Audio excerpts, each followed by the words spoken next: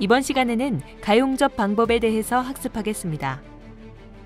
오늘의 학습 내용은 NCS 학습 모듈 가용접 작업의 80페이지부터 105페이지에서 확인하실 수 있습니다.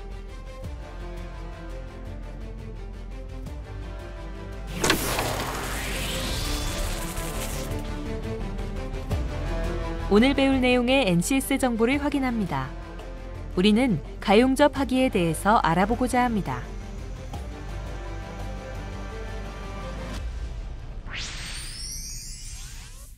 먼저 오늘의 학습 목표를 알아보겠습니다. 이번 학습을 통해 여러분은 가용접 작업을 수행할 수 있습니다. 오늘의 주요 학습 내용도 함께 확인해 볼까요? 이번 시간에는 가용접 하기에 대해 학습하게 됩니다. 효과적인 학습을 위해 금속에 대한 지식, 홈 가공에 대한 지식, 보호가스에 대한 지식, 설계도면 해독 지식, 용접 절차 사양서에 대한 지식, 용접 장비 운용 기술에 대한 선수학습 지식도 함께 살펴보세요. 본격적인 학습에 앞서 핵심 용어인 용접 이음, 가용접, 필린 용접, 용접 변형에 대해 잘 기억하시고 학습에 집중해 주시기 바랍니다.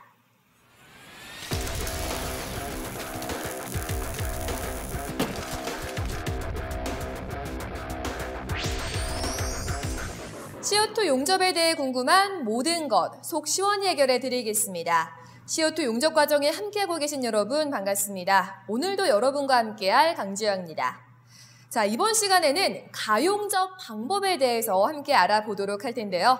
오늘도 제 옆에는 용접 마스터 임병철 강사님 함께하고 계십니다. 안녕하세요. 네, 안녕하세요. 임병철입니다.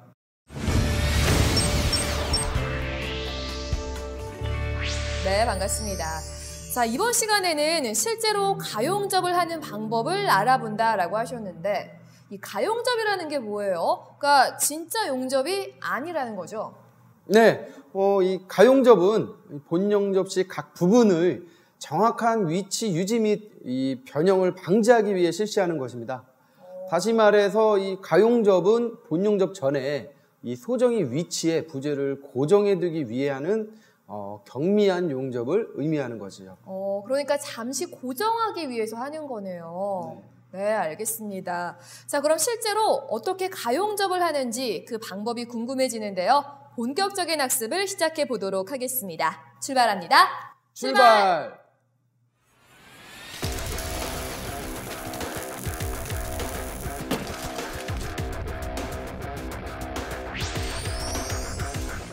선생님, 오늘은 가용접에 대해서 배워보는 시간이죠? 네, 맞습니다. 우선 이 가용접을 하기에 앞서 알아둬야 할 것이 있는데요. 네. 지금부터 하나씩 알아보도록 하겠습니다. 네. 어떤 것들을 알아봐야 되는 거예요?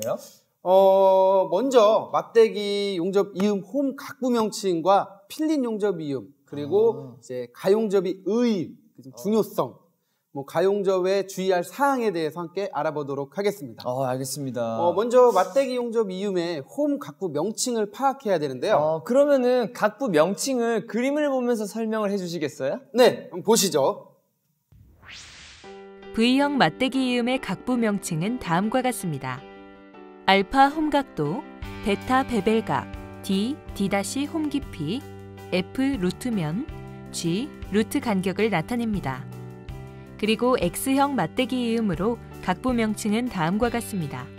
알파 홈각도, 베타 베벨각, D, D' 홈 깊이, F 루트면, G 루트 간격. 일반적으로 베벨각은 30에서 35도이며 홈각도는 60에서 70도로 가공합니다. 루트면과 루트 간격은 완전 용입 및 이면 비드 형성을 위하여 작업자가 임의로 조절할 수 있습니다. 필린 용접 이음에 대해서도 살펴보도록 하겠습니다. 네. 먼저 이 필린 용접 이음 홈 각부 명칭에 대해서 알아보도록 하겠습니다.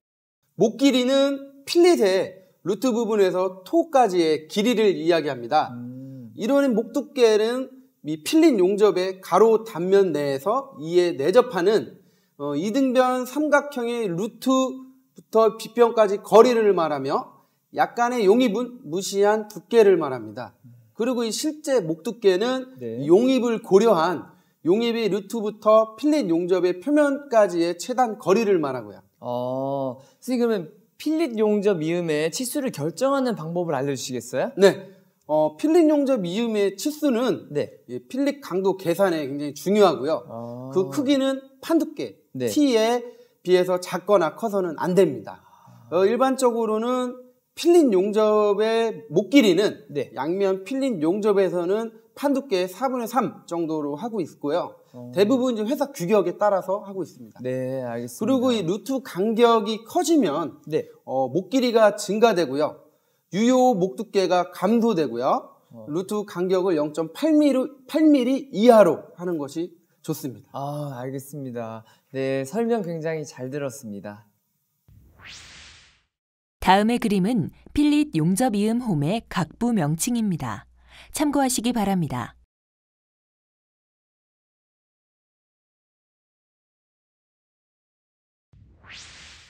가용접의 의의와 중요성에 대해 함께 알아보겠습니다. 본 용접 시 각 부분의 정확한 위치, 유지 및 변형을 방지하기 위하여 가용접을 실시합니다. 이때 이 가용접의 길이나 가용접의 개소, 위치 등의 설정이 매우 중요합니다. 가용접은 본 용접과 동등하게 중요한 사항인데요.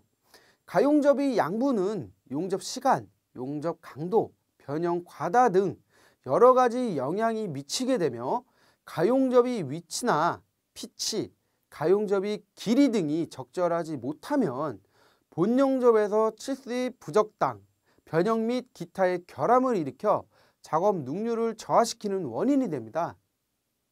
가용접부는 길이가 짧으며 시점과 종점의 결함이 발생되기 쉽기 때문에 중요한 부분 등에는 엔드탭 등의 보조판을 붙여서 용접한 이후에 이것을 잘라내도록 하면 좋습니다. 가용접 시에는 몇 가지 주의해야 할 사항이 있습니다. 본 용접자와 동등한 기량을 갖는 용접자가 가용접을 시행해야 하며 본 용접과 같은 온도에서 예열을 해야 합니다. 개선 홈 내의 가접부는 백 치핑으로 완전히 제거를 해야 하며 용접부가 겹치는 부분으로 응력 집중이 생기기 쉽고 가장 취약한 부분으로 용착 상태가 불량하므로 구조물 모서리 부분은 피해야 합니다. 용접봉은 용접 와이어는 본 용접 작업 시에 사용하는 것보다 약간 가는 것을 사용하고 간격은 일반적으로 판 두께의 15에서 30배 정도로 하는 것이 좋습니다. 가접비드의 길이는 판 두께에 따라 변경을 해야 하는데요. 다음 표를 통해 판 두께에 따른 표준 비드 길이를 살펴보도록 하겠습니다.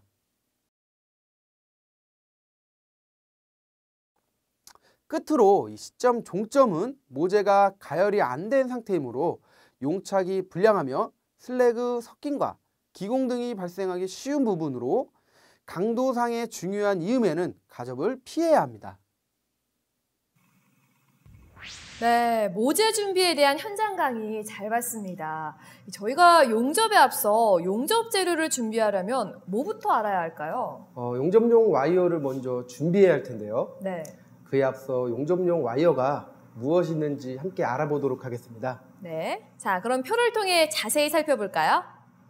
용접의 종류는 다음과 같이 아크 용접, 가스 용접, 특수 용접으로 구분할 수 있습니다. CO2 용접은 아크 용접법으로요, 전극 소모식에 해당됩니다. 네, 그럼 지금부터 용접을 할 때 준비해야 할 와이어에 대해서 이야기 나눠보죠. 네, 먼저 와이어의 종류를 살펴볼까요? 네. 와이어의 종류에는 솔리드 와이어와 플럭스 와이어가 있습니다. 먼저 솔리드 와이어에 대해 이야기해 보도록 하겠습니다. 솔리드 와이어란 뭔가요? 네, 이 솔리드 와이어란 이 플럭스를 내장하지 않고 네. 용해, 아변, 신선 과정을 거쳐 제조된 중간에 비어있지 않고 완전히 금속으로 채워진 와이어를 말합니다. 네. 일반적으로 전도성 및 방청성을 높이기 위해 표면에 부리도금을 하는 것인데요. 근데 이 솔리드 와이어 외에 플럭스 코어드 와이어가 있다라고 들었는데 어떤 차이가 있는 거예요? 네, 아주 좋은 질문입니다. 네. 솔리드 와이어는 주로 이 연강과 이 고장 역강, 그리고 내열강 등의 용접에 사용하는 것이고요. 네. 플럭스 코어드 와이어는 주로 영강용, 고장력강용, 그다음에 내후성강용, 저온강용, 내열강용, 표면 강화 육성용, 스테인리스 강용 등의 용접에 사용하는 것입니다.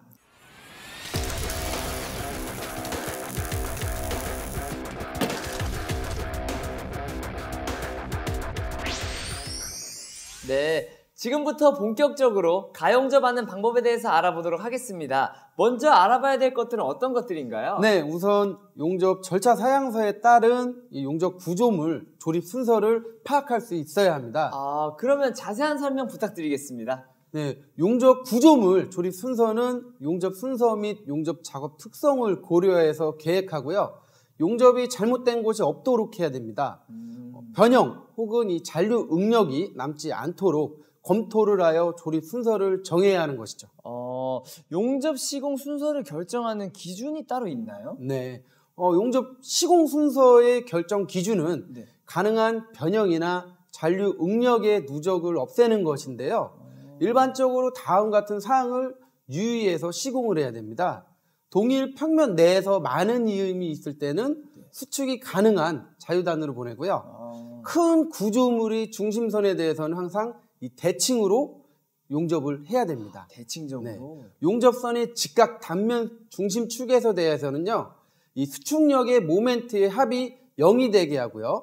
리벳 작업과 용접을 같이 할 때는요, 네. 용접을 먼저 하고요. 용접 열에 의해서 리벳 구멍이 늘어나는 것을 방지해야 됩니다. 수축이 큰 맞대기 이음을 먼저 용접하고요. 네. 다음에 필린 용접을 해야 되고요. 큰 구조물에서는 이 구조물이 중앙에서 끝을 향해서 용접을 실시해야 됩니다. 선생님, 그러면은 중요 부분의 조립은 어떻게 가접을 해야 되죠? 네, 아주 좋은 질문입니다. 이 중요 부분의 조립은 가용접 지그를 사용해서 가접을 해야 됩니다. 지그를 사용해서? 네. 용접 조립은 가능한 이 정반 위나 아니면 이것을 대신할 수 있는 여러 가지 이 가접용 지그를 사용해 주시는 것이 좋습니다. 이와 같은 조립은 이 용접 공사에 있어서요, 대단히 중요한 공정이고요. 이 적합성은 용접 결과에 직접적인 영향을 미칩니다. 그 조립이 용접 결과에 직접적으로 영향을 많이 미친다는 그런 말씀이시네요? 네. 다음은 이 용접부의 기호를 파악하는 것이 굉장히 중요합니다. 네. 이음의 종류와 홈의 형태, 그다음에 필렛의 각장, 용접의 길이, 이 뒷면 용접이나 비드면의 마무리 등을 표시하기 위해서는 한국 산업 표준에 제정된 용접 기호 KSB 0052를 파악해야 됩니다. 엔드탭은 모재와 같은 재질의 아니면 두께로서 모재와 같은 홈을 만드는 것을 사용하는데요. 네. 한국 산업 표준에서 제정된 용접 기호를 파악해야 된다는 말씀이시죠? 네네. 네. 설명 잘 들었습니다. 용접 절차 사양서에 따라 용접 구조물이 변형되지 않도록 가용접 작업을 수행하는 것이 매우 중요한데요. 지금부터 그 방법에 대해 구체적으로 살펴보도록 하겠습니다. 먼저 용접 변형 방지법을 알아두어야 합니다. 금속의 경우 이 가열과 냉각이 이루어지면 변형이 일어나는데요. 변형의 양과 모양을 정도에 따라 차이가 있을 수 있지만 가열과 냉각에 의한 변형은 언제나 존재합니다. 용접이란 이 인위적으로 고열으로 열을 모재에 가하여 금속을 용융시킨 후에 냉각시킴으로 원하는 결과를 얻는 작업이기 때문에 변형을 피할 수 없고, 이 변형 문제는 용접에서 가장 크게 대두되는 것입니다. 열을 받은 금속이 냉각되면서 수축되는 현상을 제한하는 방법은 여러 가지가 있을 수 있으나 수축을 억제하면 도리어 재료 내부에 잔류 응력이 존재하여 재료의 기계적 성질을 저하시키므로 수축과 잔류 응력을 동시에 줄이기는 매우 어렵습니다. 또한 일단 용접 변형이 일어난 후에 교정하려면 많은 장비와 시간이 필요하므로 사전에 그 변형량을 예상하여 될 수 있은 한 작게 해야 합니다. 다음으로 용접 변형 방지법의 종류에 대해 함께 알아보도록 하겠습니다. 억제법과 역변형법, 대칭법이 있는데요. 먼저 억제법을 살펴보겠습니다. 이 억제법은 용접물을 정반에 고정시키든지 보강제를 이용하든지 또는 일시적인 보조판을 붙이든지 하여 변형을 방지하는 용접하는 방법으로 강제적으로 변형을 막는 것입니다. 가장 널리 쓰이는 용접 변형 방법입니다. 그러나 억제하는 힘이 너무 크게 되면 잔류력이 커져서 균열이 생기기 쉬우므로 두꺼운 판에서는 특히 주의를 해야 합니다. 이 방법은 얇은 박판 구조물에 적당한 방법입니다. 이번에는 이 역변형법에 대해 이야기해 보겠습니다. 역변형법은 용접에 의한 변형을 미리 예측을 하여 용접하기 전에 역변형을 주고 용접하는 방법입니다. 용접 후 변형을 바로잡기 어려울 때나 처음부터 변형량을 대략 예측할 수 있을 때 사용하면 효과적입니다. 역변형을 주는 방법에는 탄성 역변형과 소성 역변형이 있습니다. 전자는 재료를 탄성한도 내로 놓아주면 제자리로 돌아가는 범위 내의 역변형이며 후자는 탄성 한도를 넘어서 제자리로 돌아오지 않는 범위까지 역변형을 잡아주는 방법으로 가장 널리 쓰이고 있습니다. 또한 루트 간격을 비드 종단 부분에서 벌려준다든지 가접 후에 뒷면으로 2에서 3도 정도 꺾어주는 방법도 있습니다. 선생님, 네, 대칭법은 무엇인가요? 대칭법이요. 대칭법이요. 궁금하시죠? 네네. 알겠습니다. 그럼 제가 대칭법에 대해서 자세히 설명드리도록 하겠습니다. 네. 대칭법은 용접선이 긴 경우에 네. 사용되는 이 비드의 배치법의 일종으로서요. 화면에서 보시는 것과 같이 용접선의 중앙에서부터 시작해서요. 좌우 한 번씩 대칭으로 놓고 이제 변형을 발생하는 것을 경감하기 위한 그런 방법을 바로 대칭법이라고 합니다. 대칭으로 놓고 그 변형이 발생하는 걸 경감하는 방법? 네. 그러니까 한쪽 중앙에서 시작해서 오른쪽 한 번, 왼쪽 한 번, 또 오른쪽 한 번, 네, 왼쪽 한 번, 또 오른쪽 한 번, 왼쪽 한 번 해서 이렇게 변형을 용접 변형을 방지해주기 위해서 쓰는 용접 방법이죠. 알겠습니다. 대칭법에 대한 설명 잘 들었습니다. 네, 지금부터 용접 절차 사양서에 따라 가용접하는 방법을 하나씩 알아보도록 하겠습니다. 선생님, 네, 저희가 무엇부터 하면 되나요? 네, 먼저 이 구조물 이음 형상에 적합한 가용접 위치를 파악해야 됩니다. 이 가용접부는 슬래그 섞임, 용입 불량, 균열, 기공 등의 결함이 발생하기 쉽습니다. 그러므로 이음부 시점과 종점, 모서리, 강도상 중요한 부분은 피해야 됩니다. 그렇군요. 네. 그런데 어쩔 수 없이 그 부분에 해야 되는 경우도 있지 않을까요? 있죠. 그쵸? 그럼요. 그럴 때는 네, 어떻게? 그럴 때는 본 용접 전에 갈아내는 것이 중요합니다. 네. 다음은 이 구조물의 이음 형상에 따라 가접을 하는데요. 네. 이제 필릿 이음, 모서리 이음, 맞대기 이음 등의 용접을 잘할 수 있도록 용접 절차 사양서, WPS라고 그러죠? 네. 이 용접 절차 사양서에 따라 가접을 해야 됩니다.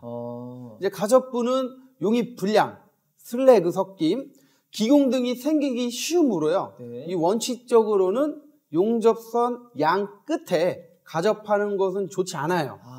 근데 용접 자격 시험의 경우는요. 네. 양 끝과 중심부의 제거를 하고 나머지 부분은 굽힘 시험으로 이렇게 사용하고 있고요. 용접 연습 시에는 네. 이제 용접 모재를 최대한 활용하기 위한 경우가 있어서요. 문제가 되지를 않습니다. 알겠습니다. 끝으로는 이 가용접은 본용접을 하기 전에 네. 이 소정의 홈의 치수를 유지하고요. 용접 변형을 방지를 하고요. 안정된 용접 결과를 얻기 위함입니다. 방법을 하나씩 살펴보겠습니다. 네. 이 가용접 부위에 기공 및 슬래그 혼입 등이 발생을 하면요. 본용접에서 용입 부족, 기공 발생의 원인이 됩니다. 따라서 이 플럭스 코어드, CO2 용접에서 플럭스 코어드 아크 용접에 의한 가용접을 할 때는요. 네. 이 슬래그는 아크가 불안정되고요. 네. 용접 결함이 원인이 되므로 완전히 제거해 주는 것이 좋습니다. 그럼 그렇게 하려면 어떻게 해야 되는 거죠? 일단 박판의 경우는요. 네. 가용접 비드를 가늘고 짧게 하고요. 용접의 용입부는 이 비드 불량을 방지를 해야 됩니다. 그러니까 예를 들어서요. 네. 3mm 이하의 박판. 이 3mm 이하의 박판은 가용접 길이를 3에서 5mm 정도. 예. 그리고 하는 것이 좋고요. 네. 또 중후판은 가용접이 크고 튼튼하게 해줘야 되거든요. 그렇죠. 그래서 예를 들어 이 중후판에서 가용접 길이는 10에서 50mm로 하는 것이 좋습니다.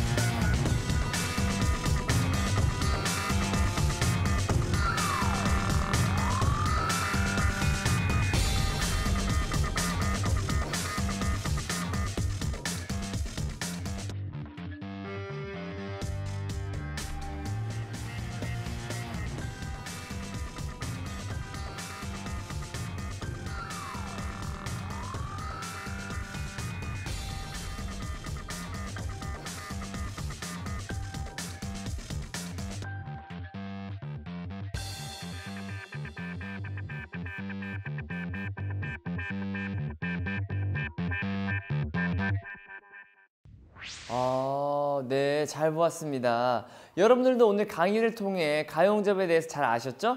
오늘 배운 내용 다시 한번 확인하고 직접 실습해 보시기 바랍니다. 감사합니다.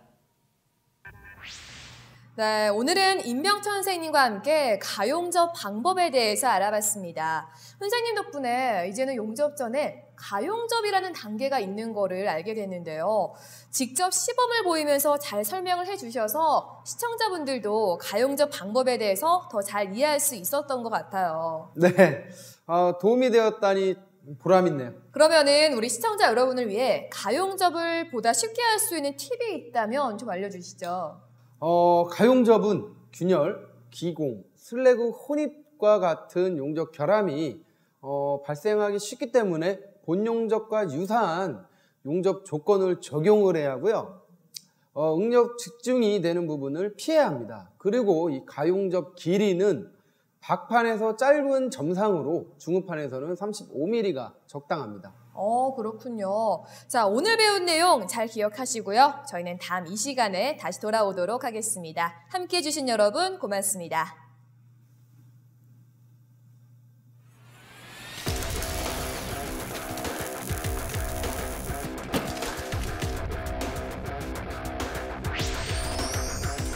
오늘 학습한 내용을 다시 한번 살펴보도록 하겠습니다.